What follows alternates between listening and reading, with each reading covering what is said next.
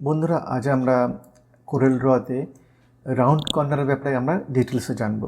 এটা একটা রেক্ট্যাঙ্গেল, আর যদি আমাদের এই রেক্ট্যাঙ্গেলের কর্নারগুলোকে আমরা রাউন্ড করতে হয় তাহলে কিন্তু আমরা নর্মালি আমরা চলে যাই হচ্ছে শেপ টুলে, আর এইভাবে যদি আমরা ড্র্যাগ করি তাহলে কিন্তু আমাদের কর্নারটা রাউন্ডেড হয়। এছাড়া বন্ধুরা আমরা কী করতে পারি না, আমরা এই যে রাউন্ড কর্নারটা আছে এটা আমরা প্রপার্টি বারের সাহায্যে কিন্তু আমরা করতে পারি। যেমন ধরুন যে আমাদের এই 4টে কর্নারের মধ্যে একটা কর্নার রাউন্ড হবে, বাদবাকি 3টে কর্নার আমাদের রাউন্ড হবে না। সেক্ষেত্রে আমরা কীভাবে করব? দেখো, এখানে আমাদের কাছে 4টে ফিল্ড আছে। একটা হচ্ছে টপ লেফট, বটম লেফট, এটা হচ্ছে টপ রাইট এবং এটা বটম রাইট। আর এখানে আমাদের একটা লক অপশান আছে, এটা আপাতত আনলক করা আছে। যদি আমাদের এটা লক করা থাকে তাহলে কিন্তু আমাদের 4টে কর্নার সমানভাবে রাউন্ডেড হবে। যেমন সাপোজ যদি আমি এটাকে লকটাকে অন করে দিই, আর যদি এখানে আমরা 10 মিলিমিটার আমরা দিয়ে নিই তাহলে কিন্তু চারদিকে আমাদের 10 মিলিমিটার করে আমাদের রাউন্ডেড হচ্ছে।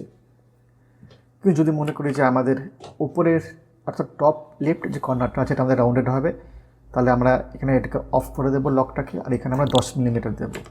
এর ফলে আমাদের শুধুমাত্র টপ লেফটে 10 মিলিমিটার হলো। এর পরেরটা যদি আমরা 20 মিলিমিটার করি তাহলে বাঁ দিকেরটা আমাদের বাঁ দিকের বটম লেফটে আমাদের 20 মিলিমিটার হলো। যদি আমাদের টপ রাইট যদি আমি 30 মিলিমিটার করি তাহলে টপ রাইট 30 মিলিমিটার হবে। এবং যদি আমরা এখানে এটাকে 5 মিলিমিটার করি তাহলে কী হবে 5 মিলিমিটার। এইভাবে আমরা ম্যানুয়ালি কিন্তু আমরা করতে পারি।